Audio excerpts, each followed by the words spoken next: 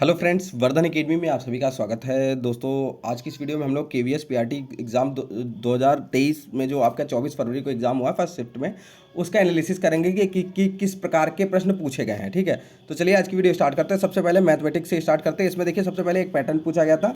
इसमें था 1 1 2 3 5 8 13 21, बहुत सरल पैटर्न था। ये इस तरीके से पूछा गया। दूसरा था लाभ हानि से संबंधित प्रश्न था।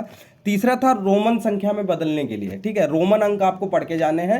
ठीक है, रोमन अंक 1 to 5 में ही आपको मिल जाएगा एनसीईआरटी में। मिलियन एंड बिलियन, मतलब इस तरीके से क्वेश्चन था शायद कि 10 करोड़ को मिलियन या बिलियन, इनमें से क्या होगा। मतलब ऑप्शन थे 1 मिलियन, 10 मिलियन, 100 मिलियन और 1 बिलियन। इस तरीके से 4 ऑप्शन थे। 10 करोड़ को शायद बदलना था, तो उसमें ऑप्शन शायद उसमें जो 100 मिलियन होगा वो आंसर होगा, राइट आंसर।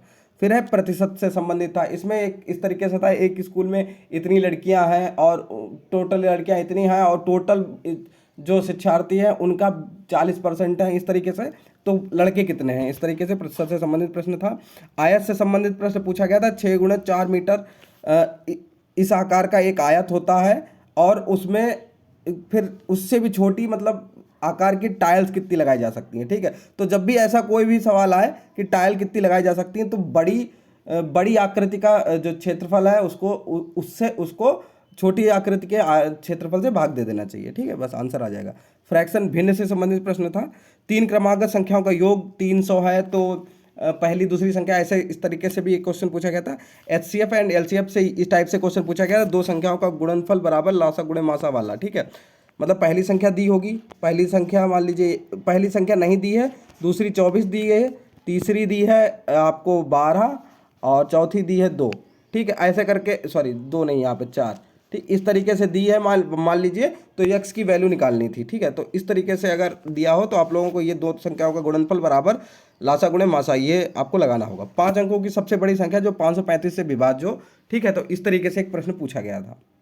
सीडीपी में प्यूपिल टीचर रेशियो से संबंधित क्वेश्चन पूछे गए थे। तो जितना भी रेशियो होगा, चाहे प्राथमिक विद्यालयों में, उच्च प्राथमिक में, या जितने भी अन्य रेशियो हैं, उन सबको आपको पढ़ के जाना है। एनईपी से, नेशनल एजुकेशन प्रोग्राम से 4 से 5 प्रश्न पूछे गए। आरटीई एक्ट से क्वेश्चन पूछे गए। सार्जेंट कमीशन के बारे में थोड़ा पूछा गया है शायद। और जो पैटर्न आपका नया है, ठीक है, 5 3 3 4, ठीक है, इससे संबंधित प्रश्न फिर से रिपीट हुआ है। ठीक है, समावेशी शिक्षा से प्रश्न पूछे गए। किशोरावस्था, एडोलसेंस, तो अभी तक ऐसे कोई भी शिफ्ट नहीं है जिसमें किशोरावस्था ना पूछी गई हो। मैनेजमेंट से एक प्रश्न था। लेसन प्लान से क्वेश्चन एक पूछा गया था। लीडरशिप से क्वेश्चन था। परख से संबंधित एक प्रश्न था। एफएलएन से फाउंडेशनल लिटरेसी न्यूमरेसी, ठीक है, इससे संबंधित प्रश्न था। टीएलएम से संबंधित प्रश्न था। ठीक है, फिर 1 वीक में कितने आवर्स शिक्षकों को पढ़ाने के लिए, तो यह 45 आवर, ये भी रिपीटेड क्वेश्चन है। ठीक, अब हिंदी में देख लेते हैं। एनसीईआरटी रिमझिम से राग की रस्सी के रचयिता या फिर विधा पूछी गई थी। अगर विधा, रचयिता मुझे याद नहीं है, लेकिन विधा जो है वो लोक कथा है। ठीक है, लोक कथा है राग की रस्सी। और यहाँ पे रिमझिम से ही भालू से संबंधित, ये कक्षा 2 का ही एक चैप्टर है। एनसीईआरटी का क्लास 2 का चैप्टर है, उससे संबंधित एक प्रश्न पूछा गया था। स्त्री का पर्यायवाची पूछा गया था। पैराग्राफ आपका 2 पैराग्राफ पूछे गए थे। जनरल पेपर में भी जो 10 नंबर का आता है उसमें भी, और जो अब बाद में सब्जेक्ट कंसर्न वाला 20 नंबर का, उसमें भी पैराग्राफ दोनों में पूछा गया था। स्वर संधि के बारे में पूछा गया था कि निम्नलिखित में से कौन स्वर संधि है। टिपटिपा के रचनाकार पूछे गए थे। सिर के ऊपर गाज गिरना, ये मुहावरा पूछा गया था। इसके अलावा पीताम्बर का समास, ये आपका बहुब्री समास हो जाएगा। ठीक, अब ईवीएस में ट्रॉपिकल फॉरेस्ट के बारे में पूछा गया था। तरुण भारत संघ, जो कि जल से आपका संबंधित है, इसके बारे में पूछा गया था। प्रकाश संश्लेषण से एक प्रश्न, इजी क्वेश्चन पूछा गया था, ये सुनने में आया। अर्जुन पुरस्कार किससे संबंधित है, तो खेलों से। ठीक है, पाचन तंत्र से संबंधित एक प्रश्न पूछा गया था। मृदा से संबंधित एक प्रश्न पूछा गया था। देखिए, इसमें जो ईवीएस के आज क्वेश्चन आपको कम लग रहे होंगे, क्योंकि आज जो है वो स्टेटमेंट बेस्ड क्वेश्चन, कथन वाले ज़्यादा क्वेश्चन आए हैं, इसलिए लोगों को याद नहीं है। ठीक है, और इंग्लिश में देख लीजिए। एंटोनियम्स विजिलेंट का पूछा गया था। सिनोनियम्स आपका एडोरेंट का पूछा गया था। एरर से संबंधित प्रश्न थे। टेंस 2 पूछे गए थे। टेंस से संबंधित वॉइस से क्वेश्चन पूछा गया है। प्रिपोजिशन पूछी गई हैं। पैराग्राफ से 4 से 5 क्वेश्चन पूछे गए हैं।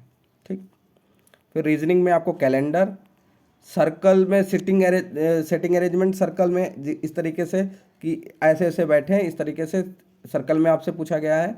और उसके बाद वेन डायग्राम में पूछा गया। वेन डायग्राम में शायद इस तरीके से एक आयत होगा, एक सर्किल होगा और एक त्रिभुज होगा, इस तरीके से कुछ क्वेश्चन पूछा गया है। ठीक है, कंप्यूटर में इनपुट आउटपुट डिवाइस के बारे में पूछा गया है। कंप्यूटर में मैथमेटिक्स के रोल के बारे में कुछ पूछा गया है।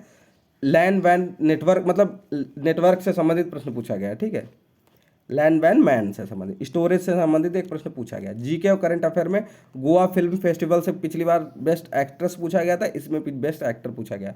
नेशनल गेम्स से संबंधित प्रश्न पूछे गए, ठीक है। तो इस तरीके से ये टोटल क्वेश्चन हैं जो मुझे मिल पाए हैं, जो आपको मैंने बता दिया कि अगर आपकी अगली शिफ्ट या कल परसों में कभी परीक्षा है तो आप लोग एक बार ये टॉपिक्स देख लीजिए। जो इंपॉर्टेंट टॉपिक है उसमें आपका एनईपी है, ठीक है, आरटीई है, ठीक है, समावेशी शिक्षा किशोरावस्था है, ठीक है, ये सीडीपी की मैं बात कर रहा हूँ। फुल फॉर्म्स देख लीजिएगा। ईवीएस में तो आपको एनसीईआरटी सही से देख के जानी है, ठीक है।